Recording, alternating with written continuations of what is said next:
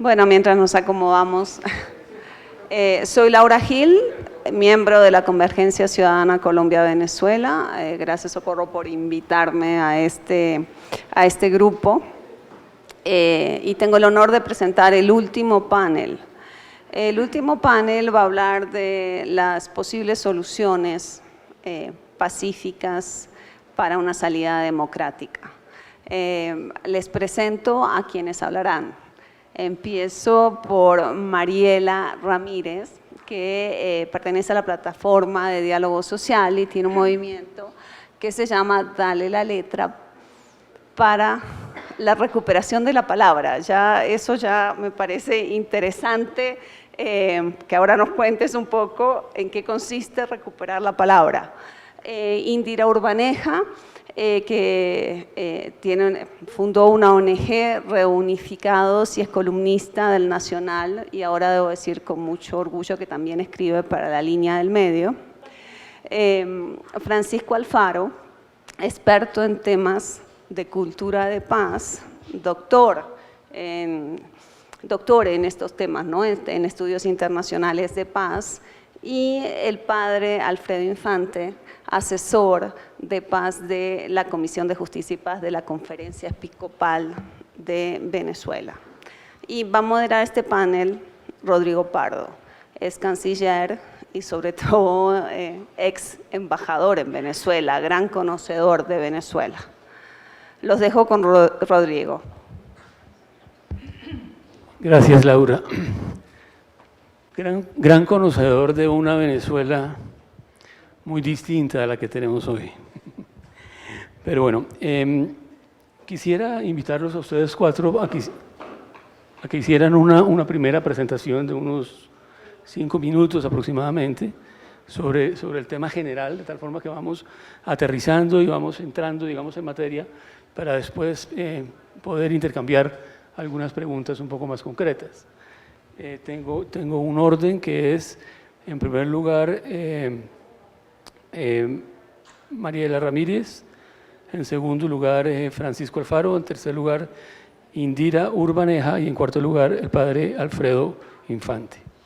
Entonces, entendiendo que cada uno tiene puntos de vista en los que sobresale, digamos, su experiencia, sus inquietudes, sus mayores intereses, una primera aproximación a este tema, a partir de lo cual más adelante podemos hacer otras preguntas e intercambiar criterios que no necesariamente tienen que ser iguales. Entonces, dicho eso, Mariela Ramírez, tú. Una presentación inicial antes de nuestras presentaciones. Sí, ok. Solo para presentar. No. A las presentaciones de una vez, ok, perfecto. Vale. Bueno, buenas tardes. Primero que todo, muchas gracias por esta invitación a este diálogo ciudadano, a este concepto común que tenemos desde el diálogo social de la diplomacia ciudadana. Yo quisiera hacer un par de aclaratorias porque son importantes desde el punto de vista filosófico para nosotros. Yo no soy la directora del Movimiento Ciudadano Dale Letra, porque el Movimiento Ciudadano Dale Letra es un movimiento horizontal, en donde cada una de las decisiones se toma de manera asamblearia y donde no hay jerarquía, sino que trabajamos todos en un mismo nivel. Y la plataforma de diálogo social es más que una plataforma, una dinámica de comunicación, una dinámica relacional que nosotros planteamos entre los diversos actores sociales y políticos del país. Desde esta perspectiva, yo voy a pedir si podemos iniciar con la presentación que trajimos. El diálogo social es, como dije, una dinámica que proponemos entre los diversos actores sociales y políticos, y desde esa visión hemos hecho una propuesta para atender la emergencia humanitaria y construir la transición democrática por vía del manejo pacífico y constructivo del conflicto.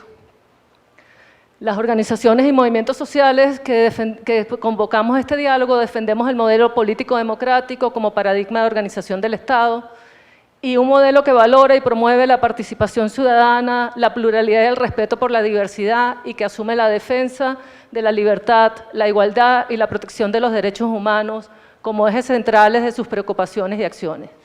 Proponemos un modelo por el bienestar en una cultura de paz, y en este año en particular hemos trabajado sobre 3 ejes de trabajo, que son la cultura de paz, el diálogo social, el diálogo político y social, los derechos humanos y todo el trabajo de asistencia, protección y cooperación para atender a la persona humana, y la recuperación de la ruta electoral.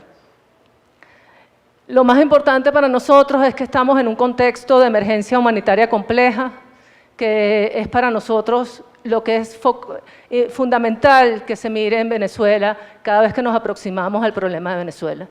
Porque estar en una emergencia humanitaria compleja significa que la vida de las personas está en peligro. Y todo lo que nosotros hemos construido y la necesidad de pensar que la única solución que hay para Venezuela desde nuestra perspectiva no es que están todas las opciones sobre la mesa. Es que la única opción que debe estar sobre la mesa es el acuerdo político, la solución negociada, porque es lo único que nos permitirá honrar la vida, salvar a las personas y construir una sociedad que tenga sostenibilidad en el futuro. La persona humana para nosotros es el centro de esta propuesta y lo enmarcamos en este marco de protección de los derechos humanos y pedimos la colaboración tanto de los actores internos como de los actores internacionales en 3 ejes particulares, que son la resolución pacífica del conflicto, la asistencia en la contingencia y la cooperación para la reconstrucción. Vemos a Venezuela y sus diversos escenarios asesorados por expertos de Naciones Unidas, por la Unión Europea, en este esfuerzo de formarnos, de informarnos, de practicar esta diplomacia ciudadana que nos da herramientas para atender los problemas del país y hacer una propuesta desde la perspectiva ciudadana.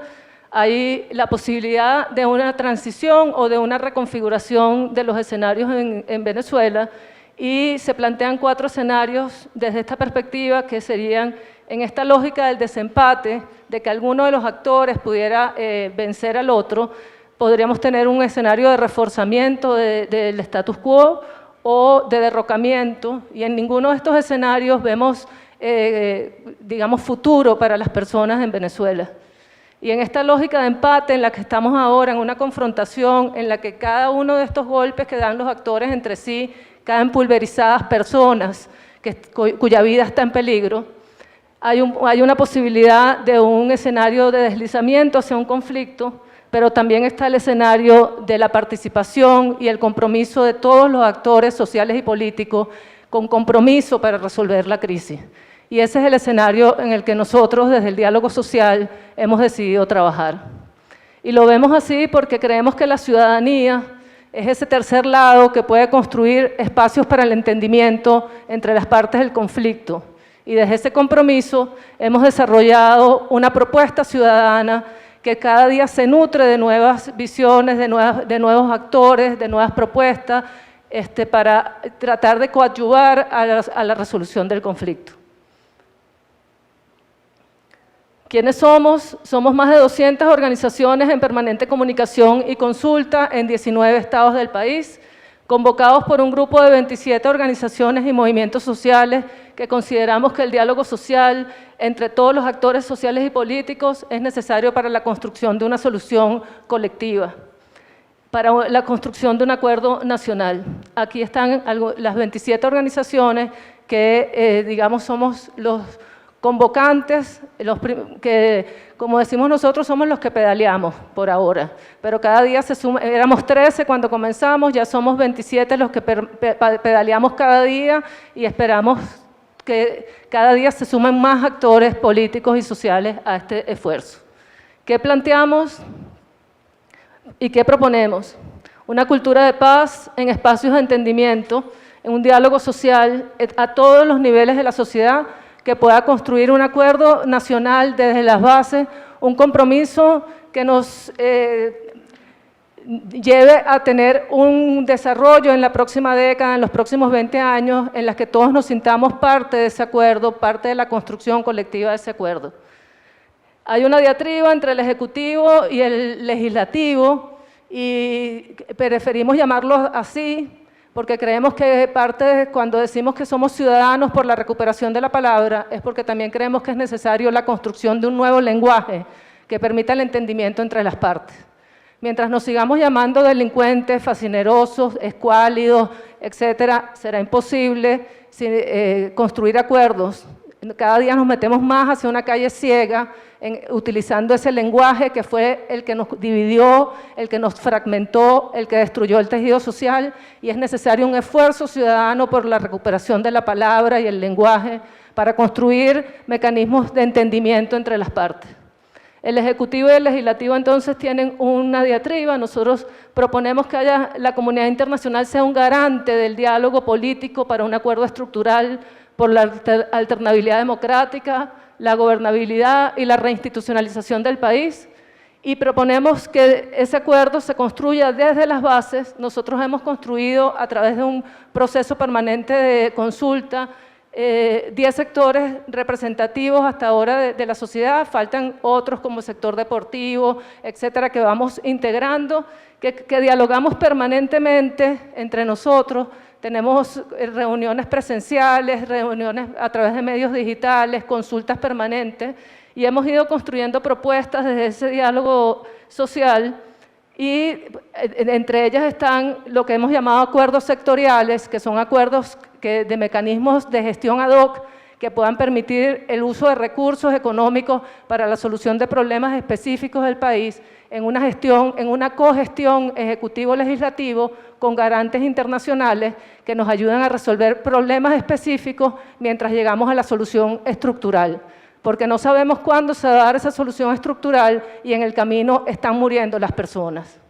Y también un acuerdo electoral, porque creemos que reconstruir la ruta electoral y utilizar el voto como instrumento de resolución de conflicto es medular también en la crisis venezolana. Y así ir incorporando otras propuestas que puedan alimentar el acuerdo estructural desde una mesa de entendimiento nacional en donde estén representados todos los factores del país y se pueda construir entonces desde ahí propuestas para la mesa estructural. Eso no quiere decir que nosotros aspiramos a estar sentados en la mesa de diálogo estructural, como por ejemplo el mecanismo de Noruega, ni que ninguno de estos sectores aspire a eso, pero sí aspiramos a hacer una pata muy fuerte que le dé sostenibilidad a ese acuerdo. Entonces paso a contarles brevemente cómo funcionan estos mecanismos que hemos diseñado y, por ejemplo, el mecanismo de acuerdos sectoriales en Venezuela comenzó a operar por la emergencia humanitaria compleja, el equipo humanitario de país, que es un espacio institucional que cumple con los principios de neutralidad, humanidad, independencia e imparcialidad. Acá está un poco resumido cómo funciona. En el área de asistencia están las agencias ONU, las organizaciones de respuesta internacional como Cruz Roja, las organizaciones humanitarias como el Consejo de Refugiados de Noruega, organizaciones humanitarias nacionales. En el tema de cooperación están los organismos multilaterales y los mecanismos de Contraloría asociados a ese sector. Y nosotros planteamos que el Ejecutivo y el Legislativo tienen recursos o potencialidades de conseguir recursos a través de los diferentes gobiernos que los reconocen a unos u a otros, y que nada de esto llega a las personas porque hay una parálisis estatal que impide que le demos asistencia, protección a las personas. Nosotros planteamos que estos recursos sean ingresados a este mecanismo y que entonces sea, por ejemplo, el PNUD quien administre estos recursos con Contraloría de la Asamblea Nacional, con Contraloría Institucional, con Contraloría Social, como manda nuestra Carta Magna, y que eso nos permita entonces restituirle los derechos a las personas. Para esto hemos hecho un ejercicio particular del Acuerdo Eléctrico Nacional, en donde la CAF ha estado dispuesta a otorgar un crédito de $350 millones.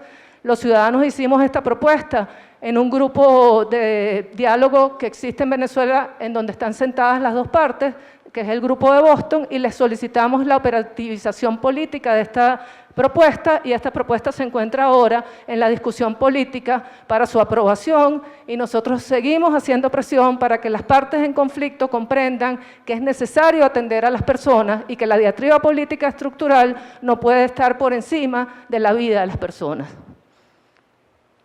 Y luego también estamos trabajando en esta mesa de entendimiento electoral de las que le hablé. Ahí nosotros pensamos que otra vez la compañía de la comunidad internacional es indispensable, la asistencia electoral ONU. Acá habla un poco, por razones de tiempo, voy digamos, a que ustedes lean y yo no tenga que explicar esto, pero la asistencia electoral ONU se activa por estos principios que están acá. Nosotros creemos que esa asistencia nos puede dar ayuda en términos de un diagnóstico sobre el sistema electoral en Venezuela, nos puede ayudar en un censo de venezolanos en el exterior para que puedan ejercer el derecho al voto, y no visto desde una injerencia en las políticas venezolanas, sino desde la perspectiva de derechos humanos. Estos venezolanos que están en el exterior, que han sido forzados a migrar, tienen derecho a la identidad para poder regularizar su situación en los países de destino y tienen derecho a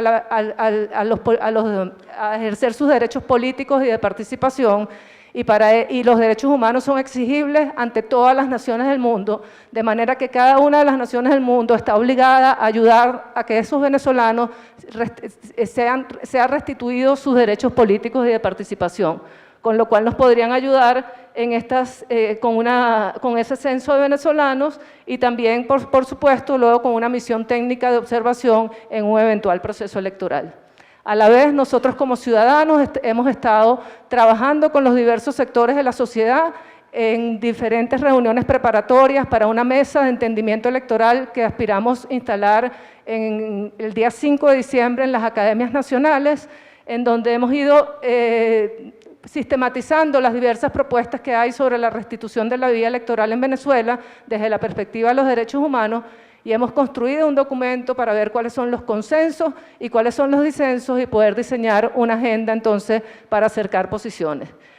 Creemos que con ese acuerdo podemos entonces alimentar un acuerdo institucional en la Asamblea Nacional para la ejecución de unas elecciones libres que nos permitan a los venezolanos avanzar en la resolución del conflicto.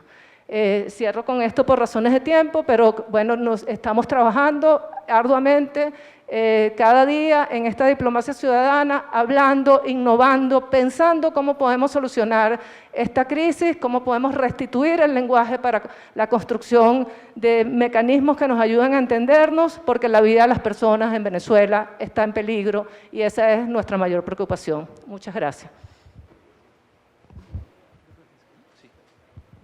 Francisco Alfaro, ¿quiere seguir con el uso de la palabra? Bueno, muchísimas gracias por la invitación. En primer lugar, agradecer al motor de esta iniciativa, que sin lugar a dudas es una fuente de inspiración, que es Socorro. De verdad que es impresionante que en tan poco tiempo esto se haya montado con tal nivel de convocatoria y con presencia de compatriotas venezolanos y colombianos. Creo que es muy importante. Asimismo, quiero agradecer a FESCOL, a CINEP y a PARES, porque ese es el músculo también organizativo que ha impulsado esto. Y bueno, creo que es una excelente oportunidad esta iniciativa. A solicitud un poco de Socorro, he estructurado mi presentación en torno a 7 ejes que están reunidos en esta publicación que hemos realizado desde la Universidad Central de Venezuela, específicamente desde el Instituto de Psicología y de Investigación de las Comunicaciones, con el auspicio del Centro Gumilla y del Observatorio Global de Comunicación y Democracia, sobre lo que han sido las experiencias y los desafíos de los mecanismos de diálogo y negociación como alternativa para la transformación del conflicto en Venezuela. Voy a pararme para poderlo ver mejor y así vamos con la siguiente, por favor. El primer eje del conflicto en Venezuela, ya lo comentaba Mariela, es que nosotros estamos ante una crisis humanitaria compleja y multidimensional. Esa característica viene dada porque no hay manera de explicar el desastre de lo que implica todo lo que está sucediendo en Venezuela con la migración masiva, el éxodo, la diáspora, la gente pasando hambre, sin un desastre natural, una guerra intraestatal o una guerra interestatal. Por eso es que estamos hablando de un tipo de crisis humanitaria que tiene un nivel de complejidad y de multidimensionalidad que se refleja en todos estos ítems que están allí y de los cuales ya hemos hablado a lo largo de todas estas presentaciones, Quiero detenerme fundamentalmente en dos que me preocupan mucho y que creo que van a ser la prioridad del conflicto en Venezuela si esto sigue así, y es justamente la fragilización del Estado. La presencia de grupos irregulares en control de territorios por recursos es un tema que sin lugar a dudas es muy probable que ya en los próximos meses se convierta en la primera prioridad. Y hay que ver lo que implica para la región, ya no solamente es la pérdida de la democracia, sino la potencialidad de la fragilización o fragmentación del Estado. Siguiente. A lo largo de estos 15 años hemos tenido 4 mecanismos alternativos de diálogo y negociación con gestión internacional y 2 de gestión nacional. Cuando se hace un estudio comparativo de cada uno de esos mecanismos ha habido elementos comunes y elementos diferenciadores en cada uno. Pero si algo se ha mostrado a lo largo de estos 15 años es que se presenta un patrón o un ciclo antes de la instalación de estos mecanismos, que es un escalamiento de la violencia directa, sobre todo cuando está amenazado el poder presidencial, la jefatura del Estado, se instala un mecanismo alternativo de diálogo y negociación, justamente producto del colapso de los mecanismos como el voto o las instituciones para canalizar conflictos. Este mecanismo tiene un periodo, después desescala la violencia, pero al final no se logra transformar el conflicto. Entonces, esto tiene una explicación que voy también a conversar más adelante, pero es un patrón que se viene repitiendo y es importante identificarlo porque la pregunta es qué es lo que ha pasado y por qué estos mecanismos que se han instalado con la mejor intención y con la mayor intención no terminan de transformar el conflicto en Venezuela. Siguiente. De estos mecanismos se han derivado varias lecciones. Me voy a detener quizás en las principales, hay muchas otras que están en este documento y que después podemos distribuir también entre los participantes para que puedan consultarlo. El primero es que una salida electoral por sí sola no garantiza una solución sostenible al conflicto. Esto ya está demostrado varias veces. Venezuela ha tenido en los últimos 20 años prácticamente 15 elecciones, la mayoría de las cuales fueron competitivas, ya las últimas no, pero cuando no se entiende, o sea, en un país donde hay instituciones polarizadas y debilitadas, una elección muchas veces, lejos de transformar el conflicto, lo polariza. Ahora hay que decir una cosa, la legitimación o relegitimación electoral de las instituciones es indispensable, entonces ahí hay un equilibrio difícil que hay que hacer sin lugar a dudas. Pero hay que pensar en otros mecanismos que permitan profundizar espacios de convivencia más allá de una simple salida electoral. Lo otro es que es fundamental examinar que ha habido dinámicas apaciguadoras a lo largo de todo este proceso. Es decir, cuando se instalan los mecanismos de diálogo y negociación, se suele ganar tiempo, o más bien el gobierno ha ganado tiempo, ha ganado legitimidad, pero al final no se resuelve el conflicto. Entonces, uno de los retos es cómo lograr que estos mecanismos, por ejemplo, ahorita tenemos el mecanismo de Oslo, si se reactiva, cómo lograr que sea verdaderamente un agente de transformación del conflicto para una transición hacia la democracia. Siguiente. En medio de esto hemos identificado algunas fortalezas y oportunidades.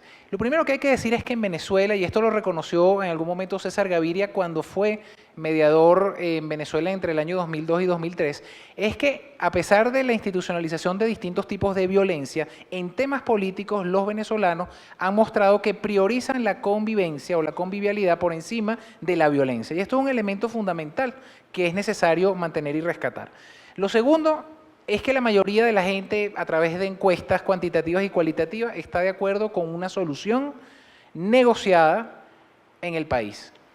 Se suele pensar que sí, que las redes sociales presentan una realidad, pero sabemos que lo que se presenta en las redes sociales responde a un reducido número de la población y la mayoría de la población quiere una salida negociada.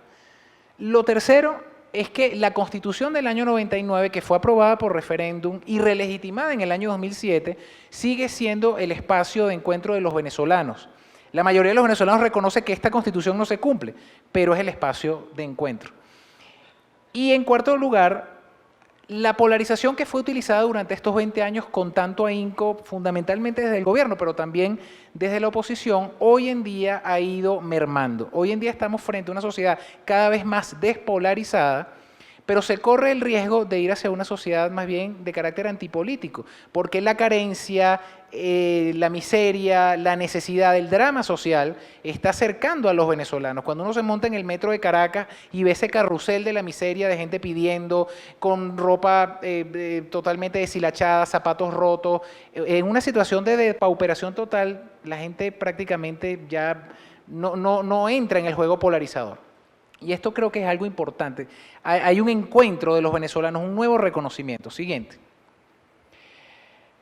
También hemos identificado amenazas que pueden complejizar aún más una salida electoral democrática, pacífica y constitucional. El primero de ellos es la no comprensión de la naturaleza asimétrica del conflicto. Y esta naturaleza asimétrica viene dada por tres factores fundamentales. Hay varios elementos de la asimetría, pero el primero y fundamental es la concepción distinta de la política. Las dos coaliciones o los dos archipiélagos que componen hoy en día el escenario político fundamental tienen una visión de la política que es diferente, y eso es un elemento que puede alejarnos de una salida negociada. Por un lado tenemos una visión revolucionaria, donde se entiende el adversario como un enemigo a vencer, como un enemigo existencial, y por otro tenemos una visión que se inserta más bien en la política o en los valores políticos liberales, ¿no?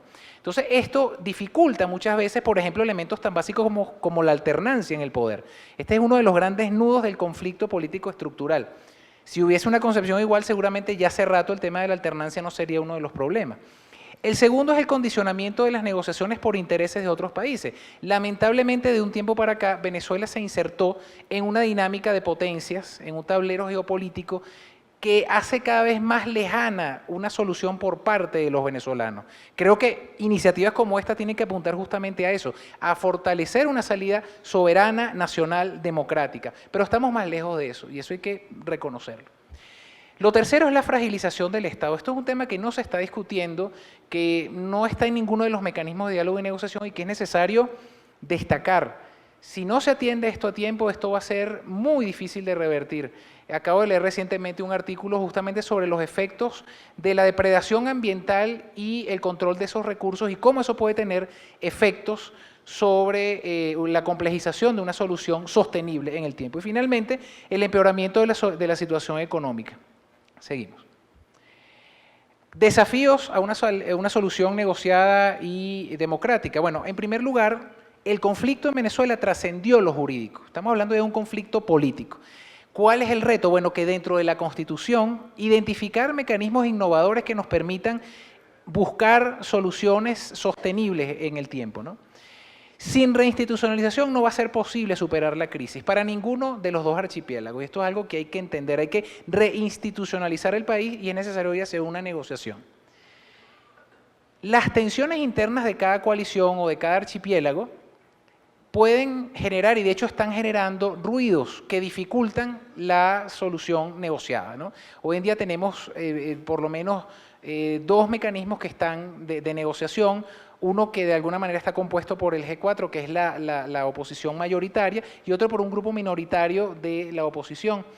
Pero al mismo tiempo, dentro de la coalición gubernamental tenemos distintas tendencias y hay sectores de esa coalición que no están representadas, por ejemplo, en los mecanismos de negociación. Y esas tensiones internas también dificultan avanzar más en una salida negociada. Uno de los elementos fundamentales de esto, y aquí Colombia tiene mucho que decir y tiene mucho que aportar, es que es muy importante lograr equilibrar justicia con paz, democracia con restauración y reparación de las víctimas. Es un equilibrio muy difícil. En Venezuela se ha generado una expectativa muy alta sobre la aplicación de justicia, una justicia que podría ser incluso hasta penal, y ese imaginario que se ha generado de que solo podemos salir y solucionar el conflicto si hay una salida judicial total, también nos aleja del conflicto, de la solución, porque sabemos que este equilibrio entre justicia y democracia y futuro es delicado. Aquí Colombia está aplicando la justicia transicional, que es una de las propuestas que es necesario revisar y ver qué podemos tomar de allí para generar una salida sostenible, una solución sostenible. Después tenemos algo que es fundamental en las redes sociales. Nosotros decimos que las redes sociales es una especie de trapiche. Si bien es cierto que ayuda a superar la censura y la autocensura, que desde hace varios años en Venezuela es dramática, Las redes sociales se han convertido en una especie de molino para todos aquellos que promueven o apoyan una salida o una solución negociada. Y esto es algo que es necesario revertir, y creo que parte de lo que puede hacer una iniciativa como esta es posicionar, fortalecer el tema de la negociación como única solución posible y sostenible en el tiempo. También tenemos la necesidad de utilizar canales de comunicación que permitan que la población se sensibilice, porque a veces en Venezuela cuando se habla del mecanismo de Oslo, muchas veces pareciera que la población no siente dolientes sobre eso. Y ese mecanismo, así como otros que están por allí, son fundamentales para encontrar soluciones a los problemas de Venezuela, bien sea a nivel sectorial, bien sea el problema estructural. Entonces es necesario aumentar los niveles de sensibilización y de incidencia sobre la sociedad. Lo tercero, o lo séptimo, perdón, sería la incidencia de grupos y coaliciones sociales a favor de una solución negociada. En Venezuela se han ido generando espacios de encuentro de gente diversa, de distintos sectores. Bueno, Francisco, Víctor, Mariela, muchos de los que estamos aquí, Indira, pertenecemos y participamos en muchas de esas iniciativas. Pero todavía incluso hay varios de ellos, de esos espacios que están en construcción de confianza. Y el tema es que el conflicto en Venezuela y la crisis humanitaria va a un ritmo supersónico. Entonces, ¿cómo hacer que esa construcción de confianza y ese pluralismo que es fundamental aumente la incidencia? Finalmente, por supuesto, asegurar la inscripción y participación de votantes en el exterior. Esto es un reto que se lo escuché recientemente al Observatorio Electoral Venezolano, y es que hoy en día la mayor circunscripción electoral de Venezuela son los venezolanos en el exterior. Aproximadamente 2.700.000 votantes que, al no tener un estatus jurídico en otros países, no están registrados. Entonces hay que buscar la manera de facilitar que esas personas puedan participar si al final la solución pasa, como debe ser, por un camino electoral. Siguiente, y con esto cierro. En cuanto a las propuestas, mira, creo que estamos en un momento donde se necesita más pragmatismo y menos salidas maximalistas. Yo creo que esto es fundamental. Hay varios sectores políticos del país que están apostando a esto, a una solución mucho más pragmática, que permita alejarnos de esos extremos de salida del todo o nada y acercarnos a una solución compleja, porque sin lugar a dudas ni va a desaparecer el chavismo, ni la oposición va a desaparecer. Y en medio de todo eso está la población que ante una imposibilidad de acuerdo sigue sufriendo las consecuencias. Lo comentaba Mariela, hay que conciliar la negociación del tema estructural, que es el político, el conflicto en Venezuela es político, con la solución y la negociación de problemas que tienen que ver con distintos sectores, el tema económico, el tema humanitario, los presos políticos, el tema ambiental. Hay que equilibrar eso. Las primeras mesas de negociación en Colombia empezaron en 1984 y vienen a cuajar una de ellas en el 2013. Si vamos a esperar a que una mesa del tema político tenga una solución, podemos pasar 20 o 30 años, espero que sea menos. Mientras tanto, tenemos que buscar darle solución a los problemas dramáticos de la sociedad. Es importante asegurar canales de participación que alimenten esos mecanismos, que no sean simplemente mecanismos de diálogo y negociación de los políticos o de ambos archipiélagos, sino que tengan canales de comunicación que alimenten la discusión con temas diversos. Eso incluso puede enriquecer la discusión. Relanzar el mecanismo de Oslo. ¿Por qué el mecanismo de Oslo? Bueno, el mecanismo de Oslo ha sido el más riguroso desde el año 2003, de aquel mecanismo que impulsó el Centro Carter, la OEA y el PNUD.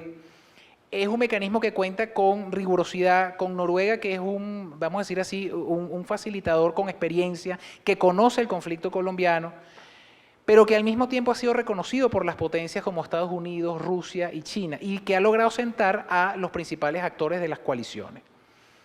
Ahora, creo que sí es necesario pensar en la posibilidad de recomponer las coaliciones o la representación de las delegaciones, incluso ver la posibilidad de que también se discutan otros temas que quizás no se estaban discutiendo allí, pero eso es parte del proceso y de las propuestas que tienen que hacer las propias delegaciones. Proteger espacios de encuentro y quienes los promueven. Esto es una lucha diaria. Cada vez que se promueve un espacio de este tipo, muchas veces hay condena hacia las personas que promueven el encuentro, la negociación, suelen ser vistos como traidores, como que vendieron sus principios, como que están enchufados, y sencillamente son personas que comprenden la complejidad del conflicto, y esos espacios hay que protegerlos. Espacios como estos ayudan a eso también. Y finalmente, diseñar mecanismos que contrarresten la confrontación, que esa energía del conflicto se pueda canalizar de manera constructiva hacia espacios de convivencia y una solución política negociada y viable al conflicto. Cierro simplemente diciendo que el año que viene se cumplen 200 años de un evento histórico, además binacional, que creo que podría ser motivo para una reedición de una reunión como esta. Son los 200 años de la firma del Tratado de Regularización de la Guerra entre Simón Bolívar y Pablo Morillo. Ese tratado no solamente abonó el proceso de paz en toda la independencia, sino que además sentó las bases del derecho internacional humanitario en Occidente y de la Cruz Roja Internacional. De ese tratado surge eso. Sería un bonito momento, nuestros países que están tan acostumbrados a celebrar las batallas, el héroe, ¿no? Lo militar. Oye, este logro de dos enemigos hasta ese momento que se encuentran y ponen por encima de sus posiciones intereses comunes en favor de sus pueblos. Muchas gracias. Muchas gracias. Continuamos con Indira. Bueno, primero que nada, darle las gracias a Socorro y a todo ese autobús de personas y de organizaciones que están detrás de esta iniciativa. Creo fielmente en el diálogo binacional, es parte de la experiencia de lo que ahora se conoce como Track to Diplomacy o la diplomacia ciudadana, y creo que es completamente necesaria cuando la diplomacia oficial falla, ¿no? Bueno, un poco yo soy más técnica, coincido mucho incluso con Francisco, en algunas de sus apreciaciones van a ver que hay mucha coincidencia en mi exposición. Soy más política y ya lo vamos a ver. Me voy a concentrar en lo que es el análisis de escenario para una posible solución.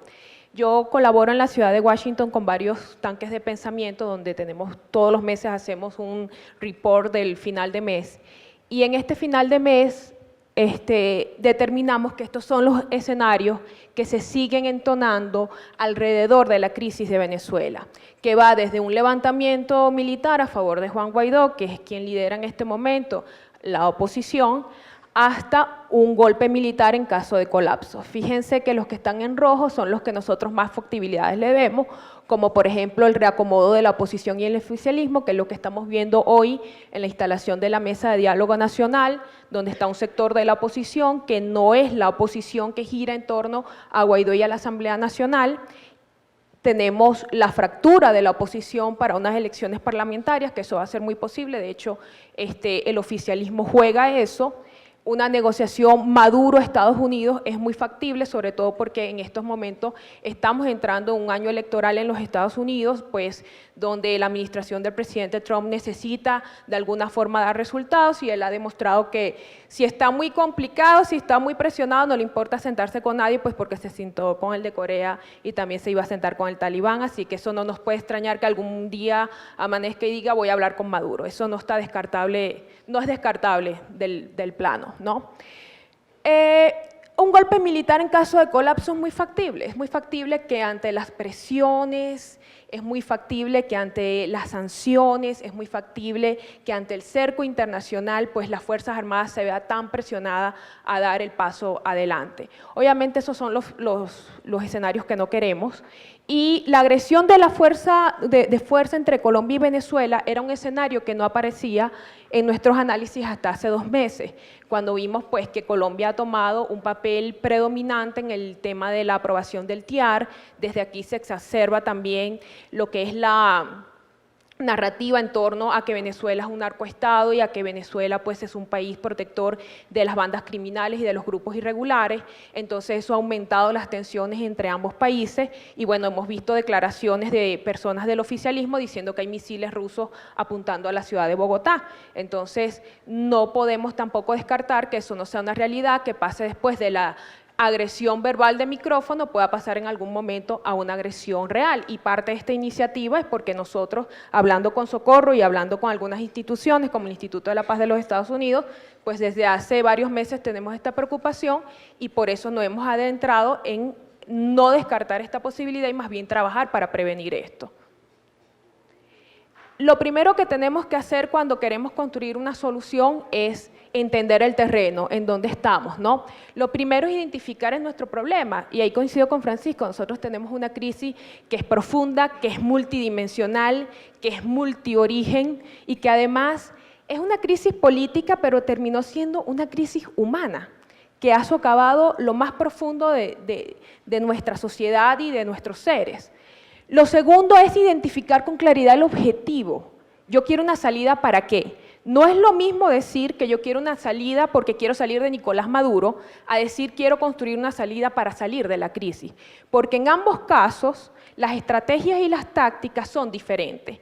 Yo tengo un plan distinto si lo que quiero es salir de Nicolás Maduro, eso es un plan completamente diferente a si yo lo que quiero es un plan para salir de la crisis. Fíjense que yo digo que ambas, porque el 80% del país quiere que Nicolás Maduro se vaya. Pero la salida de Nicolás Maduro es solo un punto en el checklist de la cantidad de cosas que nosotros tenemos que hacer para resolver nuestra crisis. O sea, Nicolás Maduro es el punto de tranca políticamente, pero ¿ustedes creen que Nicolás Maduro sale hoy y ya mañana tenemos el país recuperado? Eso no es así. Lo tercero es identificar los players. Nosotros tenemos un mosaico de jugadores en la oposición, tenemos un mosaico de jugadores en el chavismo, tenemos los sectores religiosos, el papel de la iglesia, tenemos los sectores sociales y tenemos los militares. Tenemos que definir quiénes están y quiénes no están, porque una de las críticas constructivas al mecanismo de Oslo es que faltó mucha gente también allí, y por eso yo creo le damos incluso un porcentaje importante del fracaso a ese mecanismo de que faltaron todavía personas por involucrarse. Entonces, tenemos que decidir en cualquier solución, quienes menos queden por fuera, eso nos puede garantizar el éxito de la solución. Lo segundo, para construir una solución es ¿qué debe contener? ¿Cuáles deben de ser las características de esa solución? Lo primero que nada, la solución que nosotros defendemos y que planteamos tiene que ser una salida y una solución soberana. No puede ser que el destino de los venezolanos esté sujeto al juego de la geopolítica internacional donde todos tienen sus intereses.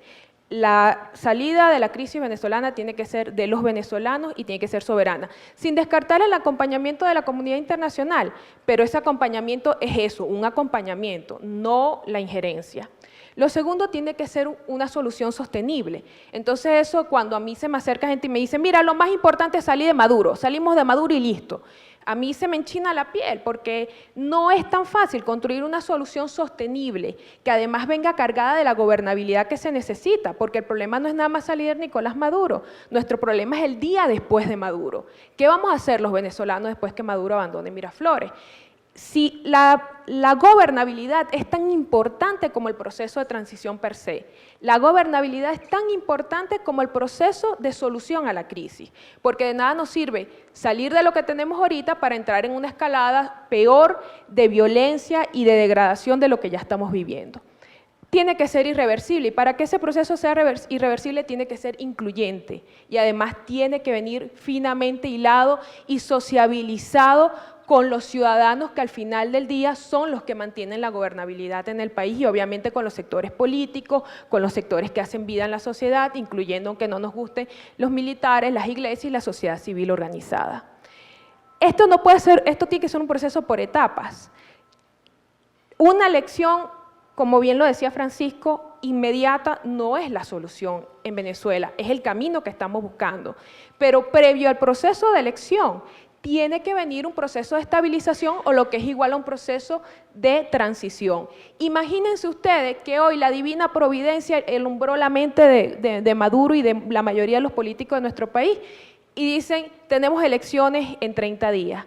Ustedes saben lo que eso significaría, el suicidio y la continuidad de nuestra crisis, porque al final del día todavía no nos hemos puesto de acuerdo ni siquiera de cómo va a haber ese pacto de gobernabilidad, porque el problema es que después que salimos de Maduro y después que vamos a una elección, no nos podemos permitir que el próximo presidente o presidenta venga otra vez a cambiar la Constitución, a cambiarle el nombre al país, a hacer una Constitución a su medida y que sigamos, bueno, simplemente de crisis en crisis, de presidente en presidente y que cada presidente que llegue haga lo que le dé la gana.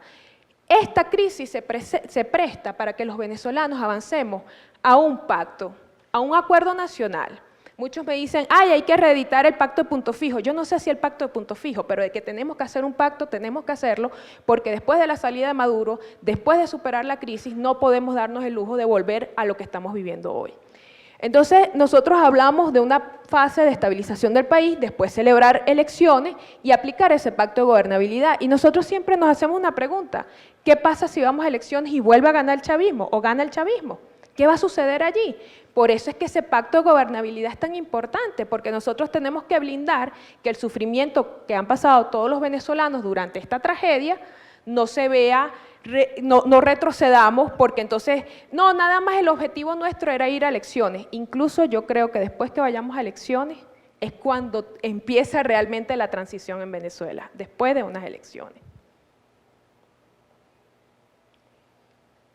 Ahí coincido con Francisco, el plan, la solución democrática a la crisis primero pasa por un plan de estabilización y de reinstitucionalización. ¿Qué hacemos en esa etapa de estabilización antes de ir a las elecciones? Bueno, lo primero es desmontar los nudos críticos y lo segundo, reinstitucionalizar principalmente los dos poderes más fundamentales, que es el CNE y el TCJ, porque de nada me sirve tener un CNE y toda lo que necesitamos, los mecanismos necesarios para ir a una elección y después venga el TCJ y me diga que esa elección no es válida o que no le gustó. Hay que reinstitucionalizar por lo menos esos dos poderes para que realmente el acto electoral sea perdurable y sea sostenible.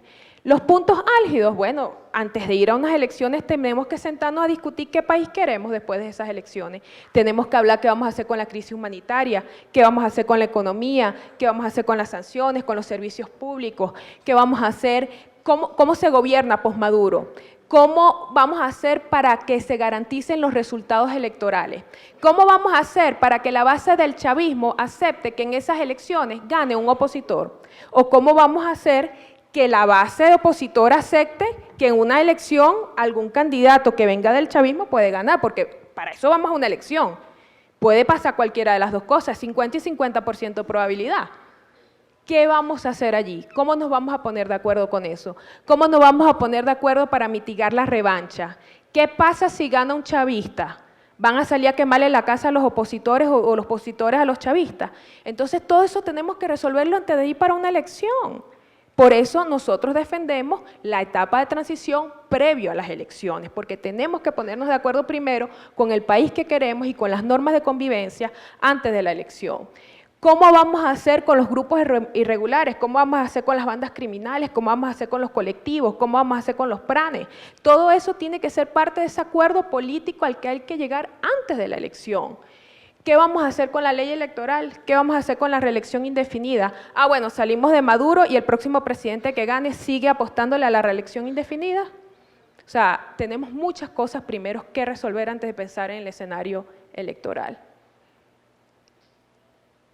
Ya para finalizar, ¿cuál es la propuesta? Esa etapa de estabilización o de transición, nosotros decidimos utilizar la palabra estabilización porque el gobierno, al oficialismo, a la gente de Maduro le da escalofrío la palabra transición. Entonces nosotros decidimos usar, bueno, etapa de estabilización, pues. Es una etapa donde tenemos que ponernos de acuerdo en qué vamos a convertir el país. ¿Es posible esa etapa? Lo es, porque hoy está sucediendo en el país, en la llamada Mesa de Diálogo Nacional, que es una mesa incompleta, que es una mesa con defectos, que es una mesa maltrecha, si se quiere, pero está funcionando. Porque desde que se instaló ya han habido algunas liberaciones, están poniéndose de acuerdo para algunos proyectos comunes, como lo que tú explicabas, por ejemplo, del proyecto de electricidad, por ejemplo. Digo ellos nombraron 8 mesas. Ellos nombraron 8 mesas y que en cada mesa están evaluando, por ejemplo, hay una mesa de servicios públicos, hay una mesa que está evaluando el tema de los presos políticos. No estoy hablando de tu proyecto, estoy hablando que ellos tienen 8 mesas. En esas 8 mesas de trabajo, ellos están tratando de buscar a su manera, a su forma. Yo no estoy hablando de los resultados de allí, estoy hablando del mecanismo. El mecanismo como tal es correcto porque están 2 sectores sentados debatiendo y discutiendo sobre las cosas que se deberían de hacer. ¿Cuáles son las amenazas de esa mesa? Ah, que en esa mesa no está la otra parte, no está la oposición que está en torno a Juan Guaidó, no está la oposición que está en torno a la Asamblea Nacional. Por tanto, seguimos teniendo un mecanismo incompleto. Entonces, no puede ser tampoco esa la salida, porque estás dejando a un sector importante del país que no está incluido allí. No tiene reconocimiento internacional, esa mesa no está reconocida internacionalmente. No, tiene el rechazo del radicalismo, sobre todo el radicalismo opositor que dice no hay que sentarse a dialogar, no hay que sentarse a hablar, no hay que sentarse a discutir con el régimen. ¿Cuál sería nuestra propuesta desde nuestro punto de vista y lo que nosotros estamos trabajando y que de hecho estamos haciendo llegar a algunos organismos y a algunos factores de incidencias a nivel internacional? Nosotros creemos que hay que reeditar el mecanismo de Oslo, donde el mecanismo de Oslo podría fusionar lo que sucedió en Barbados con esta mesa de diálogo y ya tendríamos una mesa ampliada, porque ahí estarías incluyendo a la oposición de la Asamblea Nacional, la que se organiza en torno a Juan Guaidó, tendrías a la oposición que se organiza en torno a los partidos minoritarios, que es la que está con el gobierno sentada en la mesa de diálogo nacional, incluirías a las organizaciones sociales que no tienen un fin político, sino que su fin es realmente trabajar por la crisis humanitaria compleja, e incluirías a otros actores que no tuvieron presente en el mecanismo de Oslo inicialmente. Esa es nuestra propuesta. Creemos que hay que reeditar el mecanismo de Oslo, pero haciéndole una reingeniería.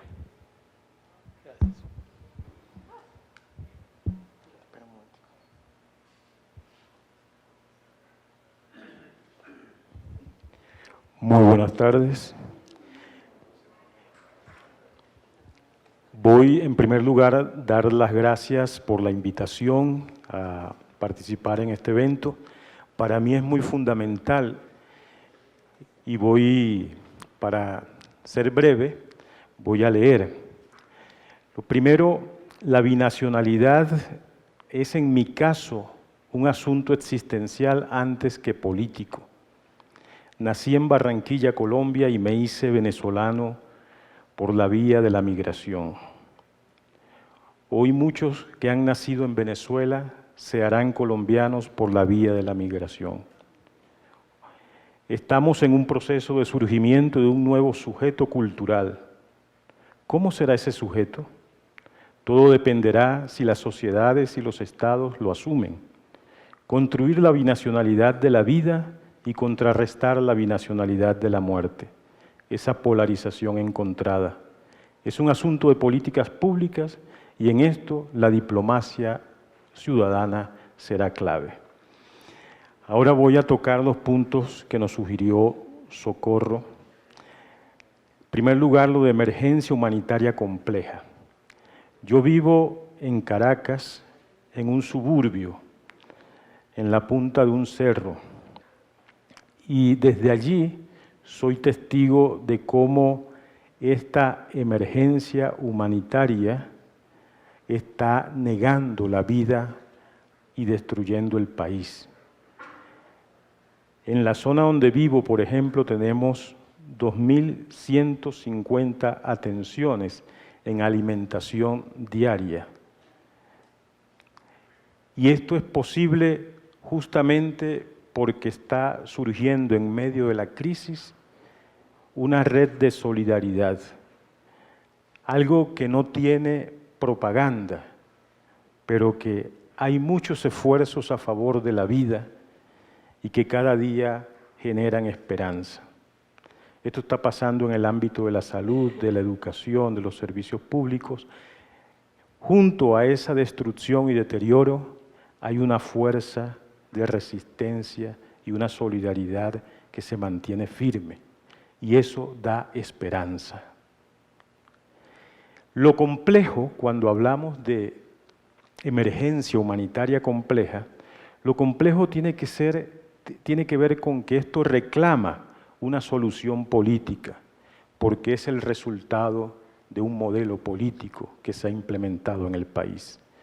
No es la consecuencia de una guerra ni de un desastre natural. Y la solución política implica dialogar para negociar, negociar para acordar y acordar para construir una institucionalidad que garantice un Estado de derecho que proteja la vida y los derechos humanos. Así como en Colombia el uribismo niega el conflicto y por tanto se opone al acuerdo y al proceso de paz, en Venezuela el gobierno niega la emergencia humanitaria compleja y muy especialmente que ésta sea, sobre todo, el resultado de una crisis política. Siempre busca un chivo expiatorio. La tentación de la oposición ha sido politizar la ayuda y asistencia humanitaria y por parte del gobierno criminalizar la ayuda humanitaria. Sobre el tema de la criminalización por parte del Estado venezolano de la ayuda humanitaria, hay muchos relatos, muchas anécdotas que lamentablemente no puedo contar aquí. En el segundo, el balance de todo este proceso. Un balance negativo es la brecha entre la política y lo social que ha llevado a la emergencia humanitaria.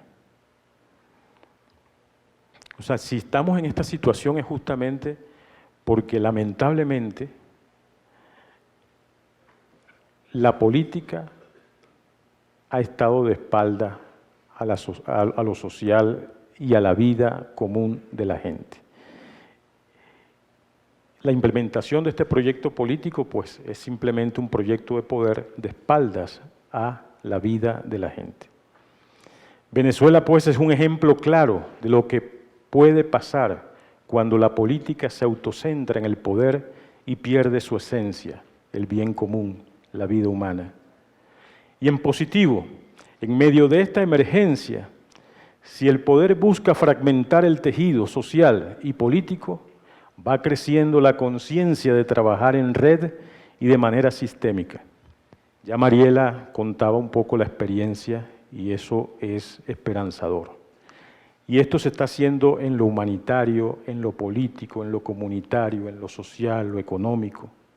Esto es una fortaleza que se está construyendo, muy en el anonimato, porque estamos en un país donde el derecho a la comunicación y al acceso a la información está negado a la mayoría de la población.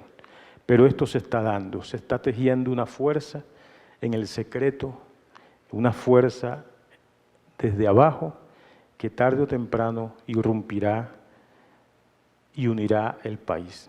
Esa es mi apuesta, esa es nuestra apuesta. Se está gestando en medio de la crisis un nuevo modo de hacer política también. Yo creo que en este, como balance positivo, así como decía que el resultado de todo esto es en definitiva el autocentramiento de la política en la cosa del poder, pues en todo esto también ha habido poco a poco un cambio de paradigma en muchos políticos. También ha habido mucha resistencia, pero hay sectores políticos que han ido cambiando el paradigma de hacer política, el modo de relación con las comunidades, con lo social, el modo de pensar el país. Y esto es un balance positivo. 3, lecciones. Discernir el ritmo de los tiempos. El tiempo político es lento, porque el tiempo político implica negociar intereses. El tiempo humanitario necesita respuestas prontas, ya, porque es de vida o muerte. El tiempo social es de largo plazo. Y el tiempo psicológico nos jugamos quebrarnos o resistir. Es importante reconocer todos estos tiempos para crecer en paciencia histórica y exorcizar los inmediatismos. Y aquí vale el lenguaje religioso. Yo creo que el inmediatismo, en nuestro caso en Venezuela, ha sido un auténtico demonio que tenemos que exorcizar. Las soluciones rápidas son pan para hoy y hambre para mañana. Atajos que prolongan la crisis. Si hacemos un balance desde el 2014, con la salida, la famosa salida, y el abril vemos que esas agendas inmediatistas lo que han hecho es prolongar el sufrimiento y ahondar la crisis también humanitaria. Y en ese sentido, creo que es muy importante que la oposición venezolana reconozca que en todo este proceso también es corresponsable por el tema de la agenda inmediatista. 3.2. Negociar una solución electoral es la única vía política en este momento. aunque no bastan las elecciones, hay que negociar la gobernabilidad y esto implica negociaciones permanentes a largo plazo. La importancia de pensar las características de una justicia transicional en este contexto. Los esfuerzos de una diplomacia de la sociedad civil, de ciudadanía binacional de la vida, deben estar abocados a incidir en un primer momento en una solución electoral en Venezuela y en Colombia, y en el caso de Colombia, por rehabilitar el proceso de paz. Creo que ambas se corresponden, se retroalimentan. La solución política electoral en Venezuela como un hito, pero pensando en largo plazo el tema de la gobernabilidad, y en Colombia el ver cómo se retoma y se profundiza el tema del proceso de paz. Eso, como les decía, para mí es un tema no solo político, sino existencial, porque yo soy binacional. Fortalezas. 4.1. Una sociedad civil organizada con conciencia política, pero convencida de que su misión política es desde la acera de enfrente del poder. Y esto es una de las cosas que hemos estado siempre claros, cada vez que como sociedad civil o como iglesia compartimos y conversamos con actores políticos que por vocación tienen el poder, les aclaramos eso, que nuestra posición es construir el fortalecimiento del tejido social de la sociedad civil, porque eso es fundamental para que haya democracia y para que el ejercicio del poder político sea también un ejercicio al servicio del bien común. Pese a la desconfianza en el sistema electoral, especialmente el árbitro electoral, la opinión pública sigue pensando que la solución política pasa por unas elecciones. Y esto es bien interesante, en todas las encuestas, aunque usted revisa el Twitter y ahí están los extremistas lanzando, pero en las encuestas el camino y la solución electoral es la que prevalece, y esto es muy importante. Solo que cuando se le pregunta a la gente cuál es la solución, dice solución político-electoral, y la ve viable, entonces ahí viene el tema de la incertidumbre, ¿no? Porque justamente tiene que haber una disposición de los actores políticos por negociar. Y en ese sentido, la importancia que hemos venido insistiendo de recuperar Oslo. Amenazas. Que los actores externos, China, Rusia, Irán, Turquía, Cuba, por un lado, y USA, Unión Europea, por el otro, decidan no impongan su agenda, pero que sí puedan trabajar en función de un acuerdo político en el país. Son actores necesarios. Yo estoy convencido y estamos en un mundo globalizado. Yo creo que en un mundo globalizado el tema de la soberanía tiene que ser discernida. Por supuesto que la decisión tenemos que ser sujetos a nuestra decisión, pero no creo que es imposible en esta hora histórica que los actores globales, los intereses globales, en cierto sentido, no confluyan en una decisión política en el país. Entonces, todos son temas que hay que discernir. Otra amenaza es que se prolongue la dicotomía de dos estados con dos presidentes. Es un escenario caótico. O que se instaure el modelo que estamos viviendo, lo que se llama la cubanización. 4, la polarización encontrada también es una amenaza que nos sumergiría en un conflicto binacional de carácter irregular. Alianza gobierno venezolanos con FARC-ELN, que ya es un hecho, y sectores extremos de la oposición con el uribismo y su estrategia paramilitar. Esto es una amenaza real. Desafíos. Hacer viable desde la perspectiva inclusiva una solución pacífica. Es un proceso a largo plazo, no basta recuperar la institucionalidad democrática. Es necesario trabajar y profundizar la cultura democrática y el tejido social. Es importante distinguir eso, el tema de la institucionalidad democrática y la cultura democrática.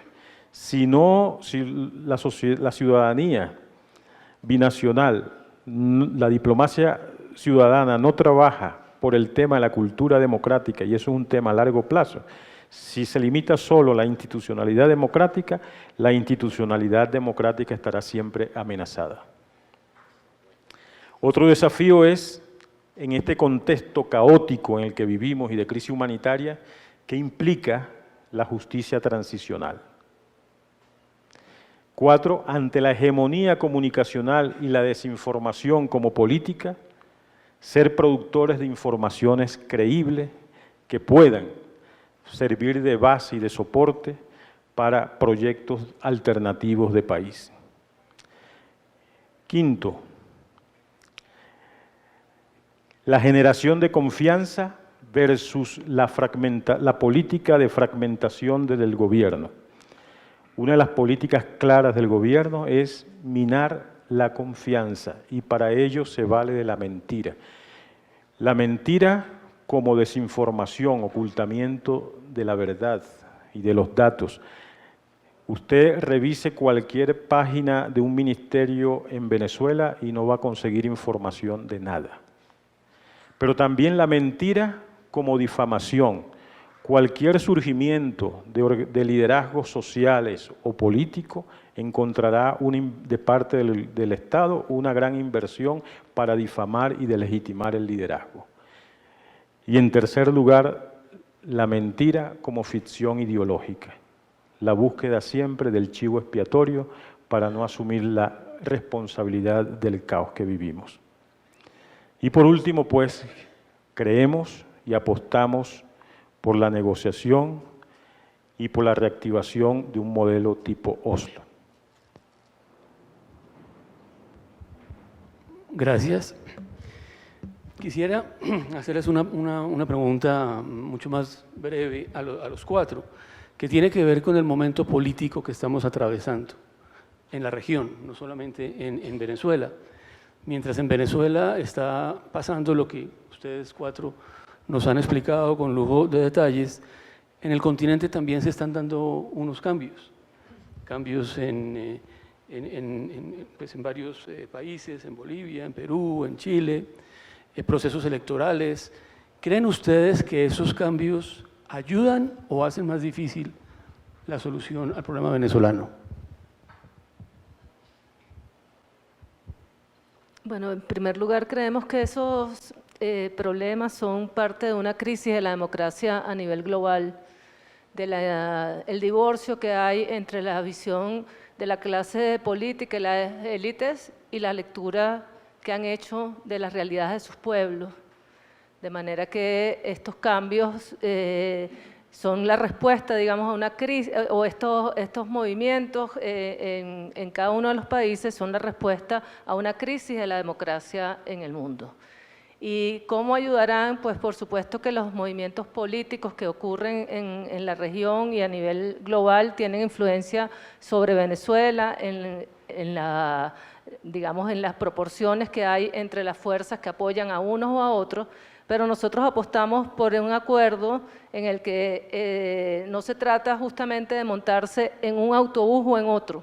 Parte de lo que nosotros hacemos desde nuestro trabajo ciudadano es justamente que tenemos autonomía, no estamos favoreciendo a una u otra parte, aunque nos consideramos, en el caso de muchos de estos movimientos, por supuesto somos opositores a un régimen autoritario, pero no estamos dándole mayor peso a una u otra visión política, sino tratando de construir puentes entre ellos. Y lo mismo esperamos de la comunidad internacional. Esperamos que más allá de las visiones ideológicas y políticas que tengan cada uno de esos gobiernos, entiendan que la crisis de Venezuela es una crisis humana y que es un deber ético y moral buscarle una solución inmediatamente. Antes de seguir, quisiera conminarlos a que nos traten de ayudar a pensar en cuál es la forma para llegar a soluciones. ¿Quiénes son los llamados a participar? ¿Cuáles instituciones? Porque la OEA, en fin, los organismos multilaterales, hemos perdido un poquito de norte y la situación se ha hecho mucho más difícil y en las últimas semanas se ha hecho también más difícil en otros países distintos a Venezuela, lo cual compone un panorama mucho más difícil y por consiguiente más complejo de tratar. Sí, bueno, yo creo que, y ahí coincido con Mariela, estamos asistiendo a una crisis de la democracia, sobre todo de la democracia representativa, que ha sido tan satanizada en los últimos años, pero la democracia representativa, hasta ahora, con todas las críticas que puede haber, es la única que logra equilibrar la voluntad de la mayoría con el respeto a las minorías, con la separación de poderes, con la pluralidad, con la alternancia.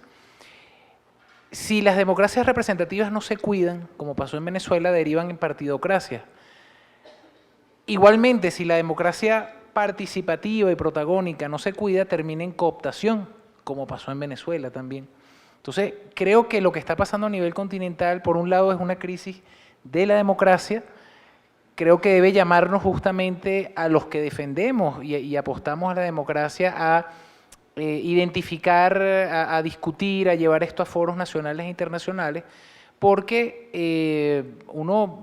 yo particularmente observo con mucha preocupación cómo se van eligiendo candidatos y líderes políticos que suelen ser antipolíticos, antisistema, polarizadores, bien sea de un espectro, de un lado del espectro político o del otro, empezando por el mismo Estados Unidos, ¿no? Entonces, y de ahí, pues todo lo que está sucediendo en la región. Creo que también responde a un agotamiento del modelo económico. Yo creo que el modelo económico neoliberal y por otra parte las propuestas que han surgido de estatalización, lo que han hecho más bien es empobrecer. O sea, creo que hay que buscar también una redefinición del modelo económico que equilibre, ¿no? Yo creo que hay que buscar equilibrios entre libertad y justicia, ¿no?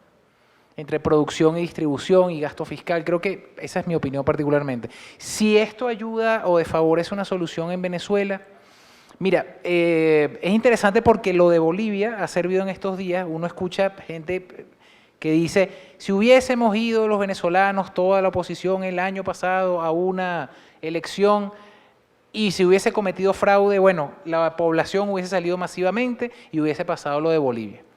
Pero hay otros que dicen, lo de Bolivia no pasó por eso, sino que pasó porque la gente salió y se quedó en las calles, entonces la salida no es ir a una elección, sino seguir presionando en las calles. A ver, yo creo que cada situación tiene su especificidad, ¿no? Hay cosas de las cuales debemos también aprender, espejos en los cuales debemos mirarnos, ¿no?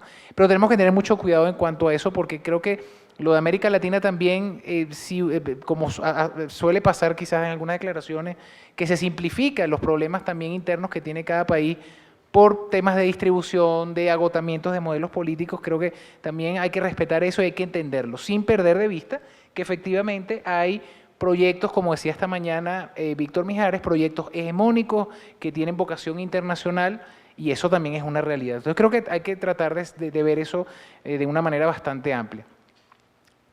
¿Cuál es el actor fundamental al cual se debe invitar para esta crisis? Bueno, yo creo que es la sensatez. Yo creo que es la maduración del conflicto. Lamentablemente estos son factores que no se decretan, son la maduración del conflicto. Yo creo que aquí en Colombia, hace unos años cuando se logra el primer acuerdo de paz con la FARC, hubo dos sectores del país, parte de la FARC y parte de la élite política, que entendió que la vía violenta no iba a llevar a nada. Ni con Plan Colombia se logró acabar con el movimiento guerrillero, ni las guerrillas iban a lograr tomar el poder. Y se entendió eso, pero después de muchos años, ¿no? Entonces, claro, creo que la sensatez es el primer elemento. Y eso hoy en día es difícil de ver. Fundamentalmente, aquí hay que también ser justo, creo que en el gobierno nacional, creo que tienen la idea de que pueden seguir así. Y creo que sí, creo que pudiesen seguir llevando el país a trancas y barrancas durante un tiempo, lamentablemente. Pero lo que uno lamenta es que no haya esa visión de sensatez y esa visión de altura de miras por el país, ¿no? Ya aterrizando un poco más, algunos especialistas como el doctor Pedro Niken ha hablado de la posibilidad de incluir en un mecanismo como el de Oslo a países como Estados Unidos, Rusia, al secretario general de la ONU, de la Organización de Naciones Unidas como observadores, por ejemplo, porque es verdad que ya hoy en día va a ser muy difícil no, o sea, que una salida no pase, una solución no pase también por el visto bueno de estos países. Pero también habrá que ver si esto se sigue complejizando y el Estado se sigue fragmentando, seguramente tendremos que sentarnos en algún momento con grupos irregulares. Yo no descarto eso si seguimos por esta vía, pues. Ahora, tenemos que abordar ese elemento como una prioridad y creo que ese es un tema que tiene que ser incluido en el mecanismo de Oslo o en el que se reestructure el tema de cómo frenar la fragmentación del Estado y fortalecer el Estado. En estos días decían, pareciera que hay un punto en común que es la viabilidad del Estado. Yo todavía me lo pregunto. Yo creo que hay un sector del país que sí quiere que el Estado sea viable, pero a veces otros sectores uno observa y dice, caramba, pareciera que no hay mucha intención de sostener esta viabilidad. Gracias. Indira. Bueno, complementar un poco, yo creo que la protesta ciudadana es un efecto global en este momento. Lo vimos en Hong Kong, lo vimos en el Líbano, lo estamos viendo en el continente. ¿Cómo afecta la situación de LATAM, de América Latina, a la crisis venezolana? La afecta de forma directa porque se está poniendo a Venezuela como el centro de operaciones de desestabilización de la región. Y eso está llevando incluso a que ahora los venezolanos tenemos que tener cuidado, porque si yo soy venezolana y en ese momento hay una protesta aquí en Colombia, cualquiera puede decir, esta fue mandada por Maduro para infiltrarse aquí o es mandada por los cubanos, qué sé yo. Eso aumenta el tema de xenofobia. Es una narrativa, vaya, yo no estoy entrando a definir si eso es verdad o no, si Maduro de verdad o el grupo o el Foro de Sao Paulo, eso no es. Yo no estoy hablando de ese tema, yo estoy hablando de cómo eso repercute al venezolano común que puede verse afectado, que se está viendo afectado por los brotes de xenofobia a lo largo de la región. Por ejemplo, cuando sucedió lo de Ecuador, inmediatamente no fueron a cazar venezolanos, o aquí mismo, aquí no han soltado papeles que dicen damos $1.000.000 por un veneco. O sea, la crisis de verdad regional está haciendo mucho más complejo la solución al proceso venezolano. Bueno, yo veo el asunto desde mi perspectiva como cura. Creo que estamos se suele decir que no estamos en una época de cambio, sino en un cambio de época. Esto está generando mucha incertidumbre, las instituciones ya no responden realmente, ninguna institución, ni las religiosas, ni las instituciones seculares, están respondiendo al espíritu de la época. Entonces, creo que hay desde ese punto de vista, diríamos, espiritual, una insatisfacción, una incertidumbre y una pérdida de confianza. Y entonces, en ese sentido, yo creo que estamos en un momento positivo, en el sentido que las crisis son siempre una oportunidad de respuesta. Y estamos atendiendo una situación global, regional, nacional, con paradigmas que ya no responden, ¿no? Que ya no son respuestas. Entonces estamos en un momento de parto, donde nos toca, desde el punto de vista del emprendimiento, pues habrá que ver cómo se emprende, desde el punto de vista de la convivencia, qué modelos de convivencia. O sea, estamos en ese parto, ¿no? Y bueno, todos estos conflictos son signos de que algo está pasando más allá de lo fáctico, más allá de lo evidente. Es un asunto en la conciencia colectiva humana. Muchas gracias. Y antes de despedir, una ultimísima, que si estamos hablando del continente, me parece que tenemos que traer al análisis a un presidente de Estados Unidos tan especial, tan raro, como Donald Trump. ¿Qué opinan ustedes de esto que hablamos, digamos, de la política con los otros países latinoamericanos, pero sobre todo del papel de Donald Trump?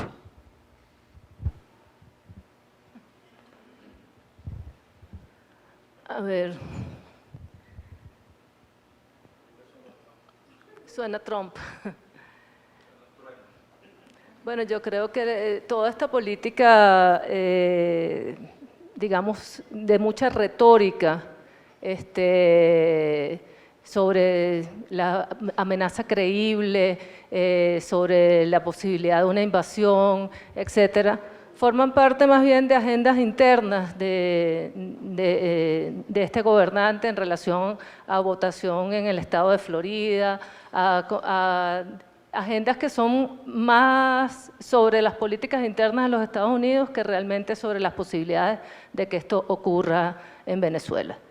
No solamente creo que no va a ocurrir, además creo que sería la peor de las salidas para Venezuela, un país atravesando una crisis humana como la que atravesamos, necesita soluciones negociadas, acordadas, no invasiones, no ninguna acción que deteriore aún más las condiciones de vida. Y en relación al continente, complementar con que más allá de las visiones ideológicas, la crisis humana se extiende por todo el continente y yo creo que independientemente de las visiones ideológicas y políticas que tengan los diversos gobiernos, a todo el continente le conviene que la crisis venezolana se resuelva y se resuelva de la mejor manera, de la manera negociada, acordada, política, que pueda darle sostenibilidad a toda la región. A ver, yo creo que la presencia de Donald Trump en Estados Unidos puede ser visto así como la crisis que enfrenta Venezuela, como un problema o como una oportunidad, ¿no? Si lo vemos desde el punto de vista de lo que ha sido la política de Estados Unidos, en estos días le preguntaba a un experto de una ONG en Estados Unidos, ¿cuál es la política de Estados Unidos hacia Venezuela? Y él respondía, depende de a quién le preguntes. Ese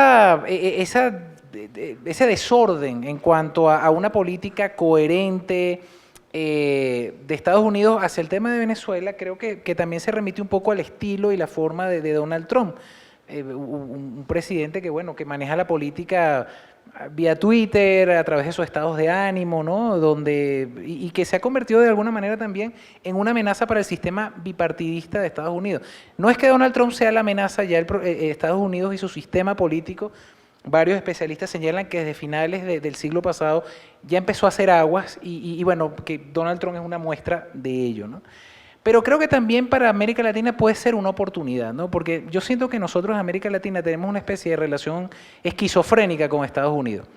Todos siempre los países dicen, porque Estados Unidos, porque el imperio, porque los intereses y no sé qué más. Pero cuando le toca a América Latina hacerse cargo de sus problemas, usualmente no lo hace, no lo hacemos como país. Yo a veces me pregunto, ahí tenemos el caso de Cuba, 60 años que una familia se agarró un país y que en América Latina prácticamente no se discuta del tema. O sea, habría que hablar sobre eso, ¿no? Habría que hablar ese tema. O el tema de Venezuela. Yo me pregunto si la crisis de Venezuela no se hubiese desbordado en una diáspora brutal como la que estamos viendo, América Latina se estaría preguntando qué hacer. Entonces creo que esto es una oportunidad también para que América Latina empiece a hacerse cargo de sus problemas, que crezcamos ya. Yo creo que ya pasamos los 200 años y tenemos que ponernos, como dicen, bueno, la edad que ya tenemos y asumir nuestra responsabilidad. Y creo que también una de las cosas que está demostrando lo de Venezuela es que amenazas de este tipo, amenazas que socavan la democracia de vía interna, es decir, no por golpes de Estado a lo clásico, ni por invasiones, sino este socavamiento progresivo de la democracia, el sistema interamericano ha demostrado que no tiene los anticuerpos para abordar una amenaza de este estilo. Creo que esto nos tiene que llamar, insisto, a los que estamos comprometidos con la democracia, a repensar de qué manera podemos hacer para buscar mecanismos jurídicos, políticos, para que cosas como la de Venezuela, como la de Nicaragua, como la de Bolivia, donde a través de la democracia se fue erosionando el marco electoral y democrático, no vuelva a pasar. Entonces eso hay que irlo pensando también. Creo que también hoy en día hay un debate entre el principio de la no intervención en los asuntos internos, pero en ocasiones está divorciado de lo que es la democracia y los derechos humanos. Y eso tiene que ir de la mano. Hay una Carta Interamericana Democrática que dice, es verdad, respeto a la soberanía de los asuntos internos, pero defensa de la democracia y de los derechos humanos. Tenemos que pensar cómo integramos esto. Bueno, la política de la administración Trump, sobre todo este año, ha estado llena de contradicciones realmente, porque hacía mucho tiempo que no había desconexión entre el Departamento de Estado, que es la Cancillería del gobierno americano, y la Casa Blanca. realmente por primera vez incluso se tomaban decisiones, una cosa era lo que decía Pompeo y otra cosa era lo que decía Bolton en Casablanca. Eso afectó mucho también o repercutió bastante en lo que es una política decidida y firme con el tema de Venezuela. Sin duda, la administración Trump está comprometida con Juan Guaidó y con la propuesta de la oposición, pero al final del día, Trump, Estados Unidos y el juego geopolítico internacional es un juego de intereses. Eso lo vamos a definir el año que viene como vayan las encuestas. Si las encuestas no están bien, créanme que el presidente Trump no va a vacilar en llamar a Maduro por teléfono y le va a saber cero Guaidó y la oposición. Porque al final del día, ellos están por sus intereses. No es un tema de si soy más bueno con Guaidó o soy más bueno con Maduro. O sea, de Trump. Si no lo benefician, cualquier cosa puede pasar. Como vivo en Washington, constantemente estoy preguntándole a la gente de la administración y a la gente del departamento qué tan factible, además siempre estamos haciendo focus group sobre eso y sobre todo del Instituto de la Paz. ¿Es factible realmente una intervención militar a Venezuela? Lo primero que te dicen es, no hay apetito, el protocolo no está preparado para eso, pero simplemente si el presidente, hay habilidades para el presidente, que si el presidente decide hoy levantarse y aprobar una intervención, lo puede hacer tranquilamente. O sea, y es más, me han dicho esto, mira, no es factible en estos momentos, pero la posibilidad existe. O sea, no te dicen ni sí ni no, te dicen está allí. ¿Qué tan factible puede ser que lo aplique o no? Mira, una intervención militar en Venezuela tendría unas consecuencias devastadoras. Lo que pasa es que en estos momentos en la Casa Blanca hay una persona que juega mucho también con el tema de Cuba, porque Estados Unidos quiere resolver el tema de Cuba y Venezuela al mismo tiempo. Entonces, los votos de la Florida también presionan. Entonces, es años electoral, el presidente está en un proceso de impeachment. Entonces, hay muchas variables allí por las cuales es difícil tener una sola lectura con respecto al presidente Trump y a la administración. Lo que sí creo es que después del año que viene, ya ellos han dicho que igual van a reconocer a Guaidó, indistintamente de que Guaidó no sea reelecto presidente de la Asamblea Nacional, y no tengo duda de que ellos van a seguir apoyando a Guaidó, pero cuando la situación se le vea bien comprometedora, cualquier cosa puede pasar, como fue a Corea del Norte y se sentó con el presidente de Corea del Norte, o como se iba a sentar con los talibanes, cualquier cosa puede pasar. A mí no me extraña ver a Maduro un día en Camp David, realmente, eso no me extrañaría. Yo solo diría que Trump y su posición ayuda al gobierno a mantener ese porcentaje duro, inamovible, cohesionado, con el mito ideológico del antiimperialismo. Y entonces, en ese sentido, pues, hay un porcentaje durísimo que se mantiene en todas las encuestas, y cuando aparece Trump con algún mensaje, pues eso endurece más y se consolida. Pues muchas gracias. Habría muchos más temas, muchas más preguntas que hacerles, pero ha sido una introducción realmente interesante y útil para todos nosotros. De manera que les agradezco a ustedes cuatro por su participación y a ustedes por su asistencia a este evento. Muchas gracias.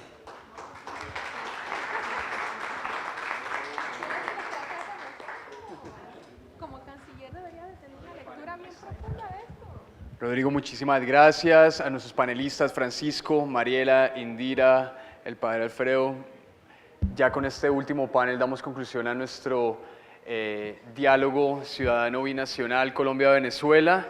Ahorita le quiero dar la palabra para las conclusiones a Marta Márquez del Centro Pensar el Centro de Investigación Pensar de la Pontificia Universidad Javeriana, quien todo el día de hoy estuvo haciendo notas muy juiciosas sobre este evento y nos va a dar como un resumen muy general, pero el cual vamos a presentar con más profundidad en el evento del 3 de diciembre.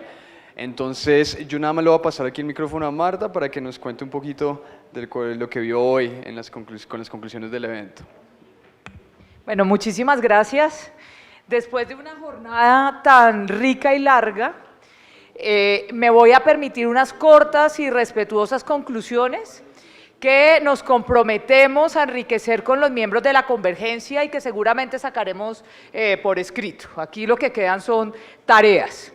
Y digo que respetuosas porque creo que debemos evitar parafrasear los testimonios de las organizaciones sociales que nos acompañaron en el tercer panel, fundamentalmente porque la grandeza de las acciones que ellos nos narraron y el dolor propio y el dolor de aquellos con los que ellos trabajan es inefable, ¿sí? Por eso se optó en este panel porque ellos hablaran por ellos mismos. Organizo estas conclusiones en 5 puntos cortos. El primero, el escenario complejo, que se describió en muchos paneles. Segundo, la experiencia y las enormes capacidades de la sociedad civil que ha trabajado por la integración y con migrantes de todo tipo, retornados, migración pendular, caminantes. Creo que existe una experiencia en diplomacia ciudadana y atención humanitaria que la convergencia debe aprovechar. Adicionalmente, me voy a referir a los elementos que como convergencia podemos incorporar para seguir trabajando en pro de la solución soberana, pacífica y con una visión de derechos humanos de la crisis venezolana, incluyendo la crisis humanitaria. Y finalmente, nuestros retos, que son muchos. Bien. Arranco por el escenario. Aquí se describió un escenario complejo, una crisis multidimensional, en el marco de la cual se cerraron los espacios institucionales por donde se venían tramitando las relaciones binacionales. Esta era una institucionalidad que se había construido desde el año 87, particularmente después de la crisis de la corbeta Caldas, y que tenía como espacios comisiones de vecindad, consejos binacionales. Adicionalmente, se señaló aquí que en este contexto de prácticamente ruptura de las relaciones, hay a muchos a quienes no les interesa el restablecimiento de las mismas. A los dos gobiernos les sirve el enemigo externo, en algunos casos en un caso nombrado como el castrochavismo, en otro como el imperialismo, entre tantas porque les sirve para deslegitimar la protesta social. Adicionalmente, a algunos sectores de la oposición les conviene esta situación para promover una salida dura con intervención militar en Venezuela. También se señaló digamos, cuando se hizo referencia a este escenario complejo, que este restablecimiento de las relaciones binacionales depende, en este escenario particular, de las relaciones de poder internacionales.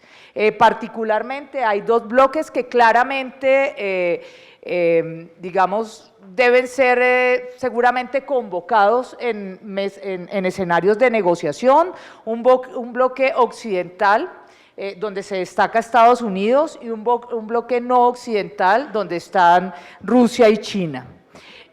Adicionalmente, hay grandes retos por cuenta de la crisis venezolana y de las posiciones de su gobierno y de la ausencia histórica del Estado colombiano, particularmente en la frontera. La frontera se ha convertido en una retaguardia para grupos armados, para las disidencias de las FARC. Es una frontera que, como nos lo contó Ariel Ávila, en la que hacen presencia 22 grupos armados y donde se configuran distintos escenarios. En el norte, en el norte de Santander, una guerra entre el ELN y los Pelusos, y en escenarios como Bichada y La Guajira, una posibilidad de una confrontación. Adicionalmente, se ha visto un cambio abrupto en las relaciones comerciales, de ser países convergentes. En términos macroeconómicos pasaron a ser ahora países divergentes, y esto no solamente por el modelo económico que se implementó en Venezuela, sino por la decisión de Venezuela de abandonar la CAN, lo que ha sido muy costoso para Venezuela y para Colombia. Y por último, pues el drama de la migración, que creo que se ha ilustrado acá suficientemente. Pero, y este es el segundo punto, en este escenario tan complicado hay largas, elogiables iniciativas de organizaciones de la sociedad civil binacional, empoderada que trabaja en favor de la migración, y muchos de estos trabajadores son migrantes. Creo que eso es algo que nos llamó y nos impactó fuertemente hoy. Esta comunidad binacional araña, ¿sí?, pide recursos, necesita apoyo. Aquí oímos a la Fundación Nueva Ilusión, a la Fundación Gente Como Uno, a Colbens, también las iniciativas del padre Canedo, y hay muchas otras redes que trabajan por la solidaridad, que defienden la vida, como lo señaló el padre Infante. A esto se suma una larga trayectoria de trabajo de los actores en la frontera, quienes han venido liderando la integración y el desarrollo binacional. Este fue un tema al que se refirió Francisco Sánchez y Marina Sierra, y se mencionaron ahí la Asamblea Legislativa Binacional de los años 80, la zona de integración fronteriza en cuya delimitación participaron las universidades, la Asamblea Regional Fronteriza y tantas comisiones digamos, binacionales. Adicionalmente, como lo señaló la Escuela de Paz y Convivencia del CINEP, el largo y profundo trabajo de la Iglesia, particularmente de la diócesis de San Cristóbal y de Apure, que le ha apostado a la construcción de una pastoral de frontera que permita la construcción de paz, la integración de los migrantes. También hay que señalar estas experiencias de diplomacia ciudadana en Venezuela, como por ejemplo el diálogo social, que le apuesta a la participación ciudadana. Bien. Todo lo anterior, y este es el cuarto punto, pone de manifiesto las enormes potencialidades de la diplomacia ciudadana, sobre lo que, bueno, expresión de lo cual, pero también sobre lo cual se debe apalancar la convergencia, tanto para impulsar relaciones de convivencia binacionales como en un tratamiento de la migración con un enfoque de derechos humanos. Esto lo que quiere decir es que esta estrategia de diplomacia ciudadana se puede apoyar en los elementos que ya voy a mencionar. Por un lado, en las redes existentes y en su experiencia. Por el otro lado, en los espacios de diálogo que se han abierto en espacios como estos, ¿sí?, o en otros espacios como lo planteó Germán Umaña, en los que se han comenzado a encontrar empresarios de los dos países. De hecho, el panel de economía del panel de economía a cargo de Germán Umaña presentó propuestas concretas para avanzar en el relacionamiento de los empresarios en aras de reconstruir esas relaciones económicas binacionales. Ellos elaboraron un documento, ¿sí?, que también haremos circular. Armando Novoa insistió mucho también en las oportunidades que ofrece la Constitución del 91, que no solamente se refiere explícitamente a una apuesta por la integración, sino a relaciones internacionales basadas en el respeto a la soberanía, en la atención al derecho internacional, en el derecho internacional humanitario y muy especialmente al artículo 289, que le abre la posibilidad a la sociedad civil y a los gobiernos locales para construir una buena vecindad. Adicionalmente, dentro de esos elementos que se pueden incorporar, está esta voluntad de los venezolanos, a la que se refirió Francisco Alfaro, por buscar una salida pacífica y negociada a la crisis venezolana. Creo que la convergencia tiene el reto también de apoyarse en estas iniciativas ciudadanas en Venezuela. Y como todos son tareas, entonces, ¿cuáles son los retos que tenemos? Muchos, pero quisiera señalar, por un lado, favorecer la articulación de iniciativas locales e iniciativas que se dan desde la capital en Colombia, en aras de promover una salida negociada en Venezuela.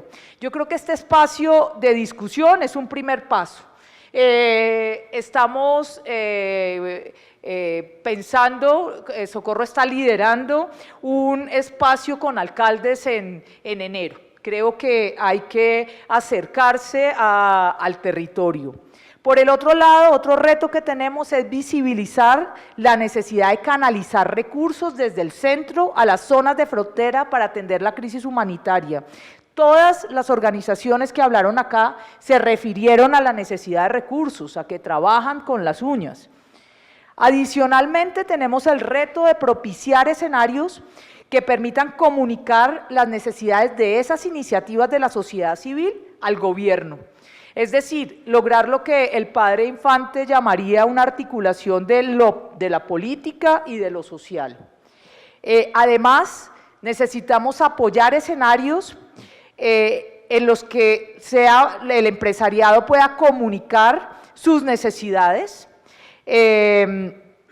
y esto hacerlo a gobiernos, tanto el colombiano como el venezolano, profundamente centralista. Es necesario abrir espacios para venderle a los gobiernos la necesidad de mesas de empresarios y las propuestas que, como ya se ha dicho, ellos han señalado. En conclusión, hay muchas tareas, la convergencia las priorizará. Lo que tiene la convergencia es, digamos, mucho futuro y mucho compromiso para avanzar en todo esto. Bien, bueno, muchísimas gracias por su asistencia, muchísimas gracias digamos, a la cabeza de todo este proyecto, a Socorro, que, digamos, le reconocemos ese enorme mérito de haber movido todas estas redes y habernos sentado acá el miércoles en la tarde y todo el jueves a crear justamente escenarios y diálogos para converger. Muchas gracias, muchas gracias. Creo que un aplauso para Socorro y para todos. Vale, muchísimas gracias, Marta. Pues ya Marta hizo el cierre de este evento. Nada más un agradecimiento a todos los asistentes que participaron hoy día en estos 2 días del primer diálogo ciudadano Colombia-Venezuela, a los invitados internacionales y nacionales, panelistas, moderadores, a todas las personas que nos están siguiendo en este momento en redes sociales, que nos vieron por la transmisión en vivo desde nuestra página colombiavenezuela.com.co, al igual que en las redes de Fundación Paz y Reconciliación. Los invitamos que sigan las redes de la Convergencia Ciudadana Colombia-Venezuela. Queremos que crezcan para que se vuelva un espacio donde podamos hacer incidencia. Pueden seguirnos en Twitter por ConvergenColven, es ConvergenColven. Igualmente lo pueden encontrar en Facebook.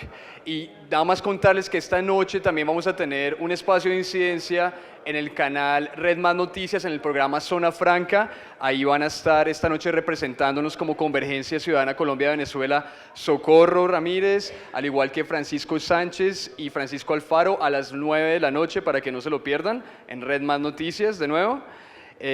También tenemos todos sus correos, entonces vamos a enviar la información. Les cuento que mañana ya podremos tener el video, mañana o pasado mañana podremos tener el video más bien, de toda esta transmisión, de todo el día, entonces se los vamos a enviar a sus correos y a todas las personas que asistieron hoy día. Este es el inicio de la Convergencia Ciudadana Colombia-Venezuela, y nos vamos a hacer escuchar. Y contamos con todo el apoyo de ustedes en Colombia y en Venezuela. Otra cosita más, el 3 de diciembre, por supuesto, tenemos el evento con la Orquesta Sinfónica Binacional, para que no se lo pierdan, les estaremos informando también por correo y en redes sociales.